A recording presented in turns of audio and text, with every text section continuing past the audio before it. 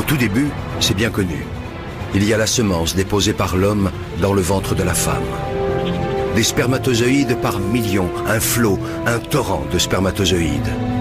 Tous vont mourir, tous, sauf un. Pour eux, les messagers de la vie, c'est le début d'une véritable course au trésor, d'un sprint éperdu de plusieurs heures vers un rendez-vous galant, avec au bout, peut-être, la récompense du haut vainqueur et une fabuleuse promesse de vie. La rencontre avec un ovule. Agitant leurs flagelles, les spermatozoïdes progressent des heures durant, millimètre par millimètre, obstacle après obstacle. Le vagin et son acidité meurtrière, le passage encombré du col de l'utérus, l'utérus lui-même. Un véritable parcours du combattant. Les plus fragiles, les mal formés et les traînards capitulent. D'autres restent piégés ou s'égarent en chemin. Là se présentent deux tunnels différents, deux voies possibles. Seulement voilà, une seule de ces voies mène vers l'ovule. Dans cette course effrénée à la vie, il n'y a pas que l'énergie qui compte. Le hasard et la chance ont eux aussi leur mot à dire. De puissants courants freinent leur navigation. Des vagues font onduler un tapis de cils qui contrarie leur progression. Imaginez, les concurrents encore en lice ont déjà presque parcouru l'équivalent, pour eux, de la distance qui sépare la Terre de la Lune. Et pourtant, l'irrépressible force de la vie les pousse sans cesse vers l'avant. Enfin, au bout du long tunnel obscur, tel un astre mystérieux, l'ovule. Il suffit qu'un seul spermatozoïde, un seul, atteigne l'ovule, y pénètre et fusionne avec lui pour que naisse un espoir de vie. Chacun de ces millions de spermatozoïdes porte en lui son secret.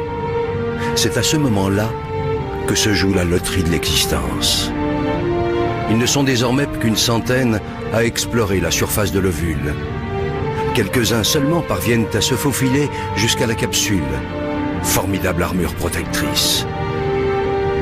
Dernière agitation, ultime frénésie. Soudain, l'un d'entre eux finit par trouver la voie. Ça y est, c'est lui, le seul, l'unique. Aussitôt percé, la carapace durcit et les autres spermatozoïdes se heurtent à une barrière infranchissable. Pour eux, le voyage est terminé. Si près du but.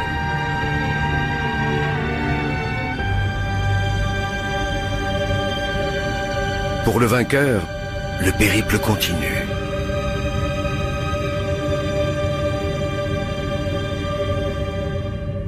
Il perd son flagelle, devenu inutile, et libère son trésor. Le patrimoine génétique de Manu s'unit à celui de Barbara. De cette union va naître une cellule unique au monde. Rêve d'amour, fruit du désir, et déjà esquisse de vie. Un œuf. Dès cette seconde, tout est déjà écrit, ou presque. Et puis le processus s'accélère. Une nouvelle vie s'organise. Une nouvelle aventure commence. L'œuf, instantanément, se divise en 2, puis 4, 8, 16, 32 cellules identiques. Il entame en même temps un lent et long voyage. Au 3e jour de son expédition, il plonge dans une immense grotte qui lui sera bientôt familière, l'utérus.